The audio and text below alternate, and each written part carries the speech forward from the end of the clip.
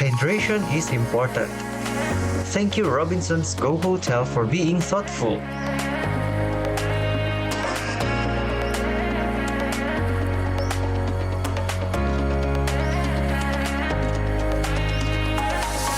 Hello and welcome back to the Life of PR channel.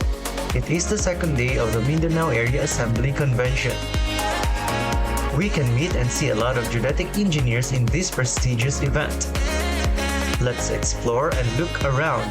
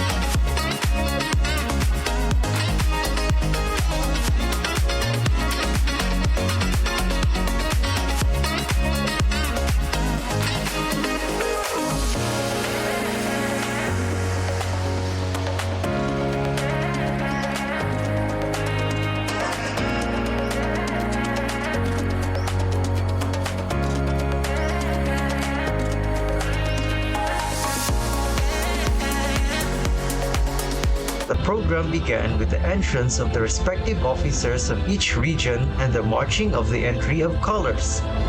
Then, the program will commence with speeches and welcome address.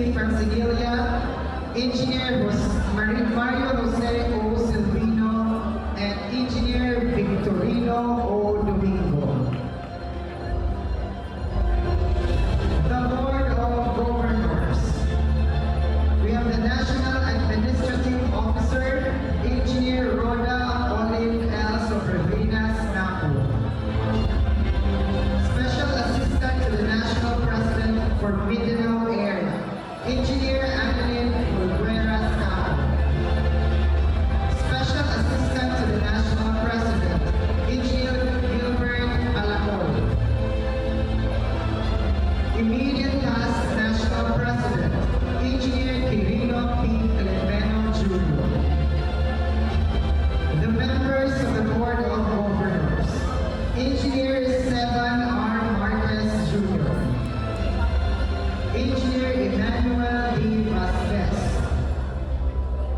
Engineer Vicente S. Guerrero. Engineer Romulo O. Sumaculo. Engineer Jose B. Gavino Jr.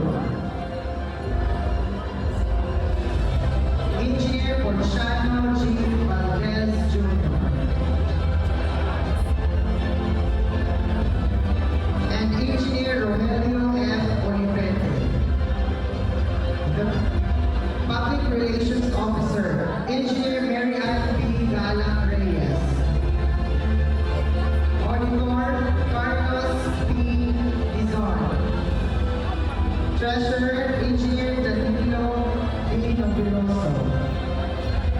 Executive Secretary, Engineer Olivia G. Pego. Vice President for Mindanao Area, Engineer Edwin T. Caniete. Vice President for Visayas Area, Engineer Ian Glenn M. Bohol. Vice President for South Luzon Area, Engineer Marlon A. Imaco. Vice President for North Luzon Area, Engineer Wilfredo Tabudo. Executive Vice President, Engineer Romeo P. Berzosa. And the National President, Engineer Raymond Arnold S. Alberto. We also have our technical speaker, Engineer Ivor Madrigal. The members of the Board of Geodetic Engineering, Engineer Randolph Vicente. Engineer Concordio Zuniga. Chairperson of the Board of Geodetic Engineering, Engineer Epifanio D. Lopez. We have the guest honorary speaker, Attorney Lawrence Lemuel Fortun.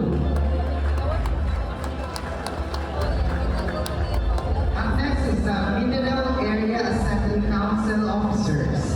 We have the immediate task area chairman, Engineer Alicito L. Britannia. Region 9 President, Engineer Ruby P. Gundam. Region 11 President, Engineer Wilfredo B. Halipi. Region 12 President, Engineer Maria Rosario M. Rovante. And Region 13 President, Engineer Arthur M. Amora. Auditor, Engineer Jeffrey S. Jordan. Treasurer, Engineer Arturo Opa Jr. Executive Secretary,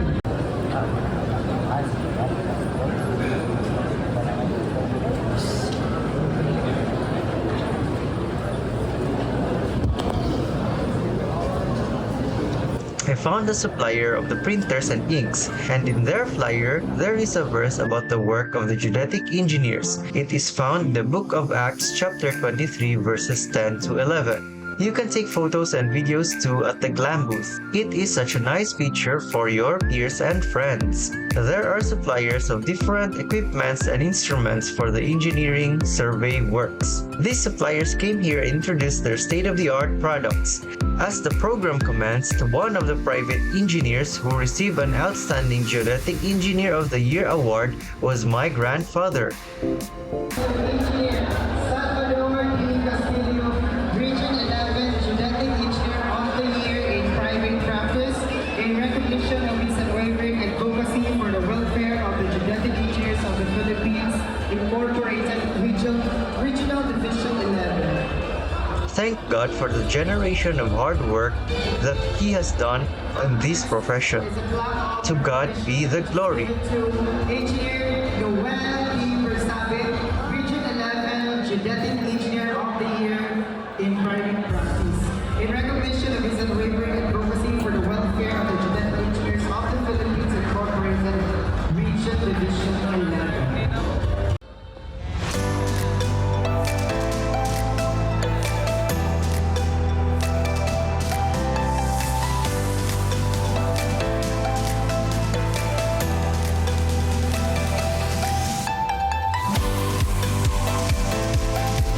Later at night, a pageant was held, the Magandang Inhinyera pageant. Region 13!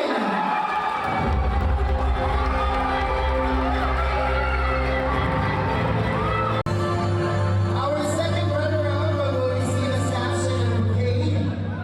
And our second runner-up is none other than coming from Region.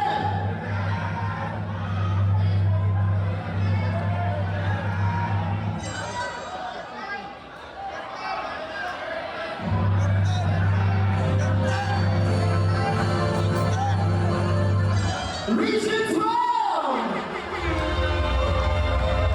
Congratulations to Region 12, our second runner-up.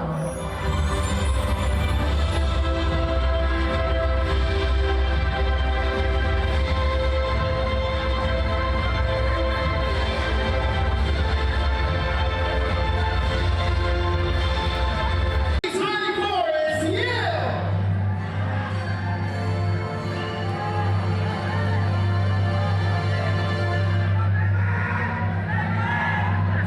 Let me remind the crowd, I will going to announce the Gandang Inhinyera 2024. So ang mabigay will be our first runner. Kasi mas Harvey one.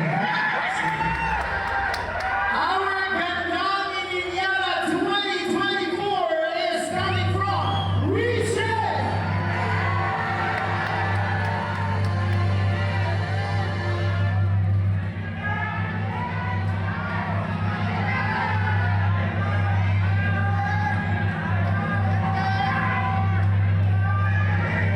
It's you!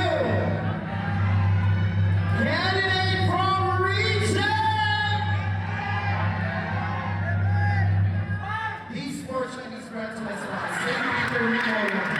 At ang ito, basta St. Peter Memorial na ang iyong kamalayan ang pagpapon sa St. Peter na tinatapa, kinalayo na. Thank you so much. Gandang Inhinyera 2024 is you! Candidate from Region!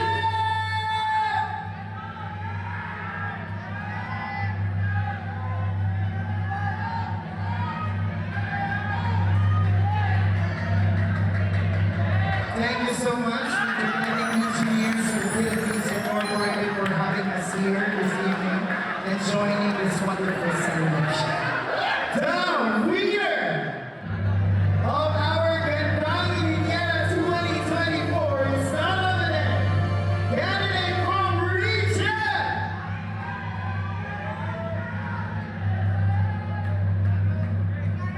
Region 11!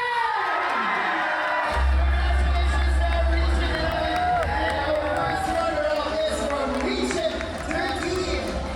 We must the first runner-up first to receive the sash and of course the bouquet. Congratulations to all the winners and have a great night. Gandang Inhinyera 2024 is a candidate from Region 11.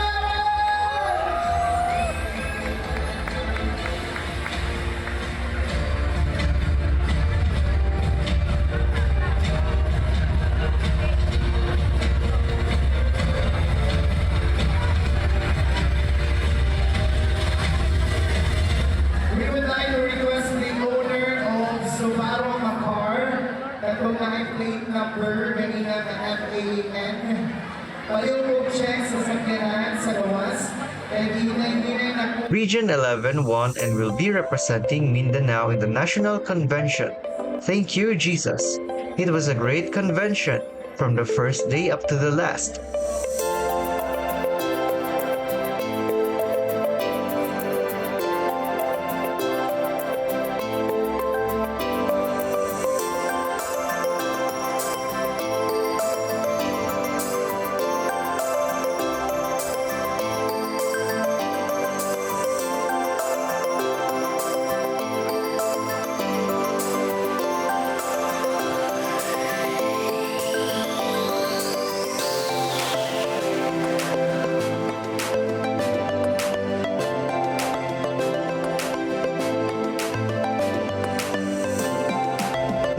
it is time for us to go back home and get back to our daily grind.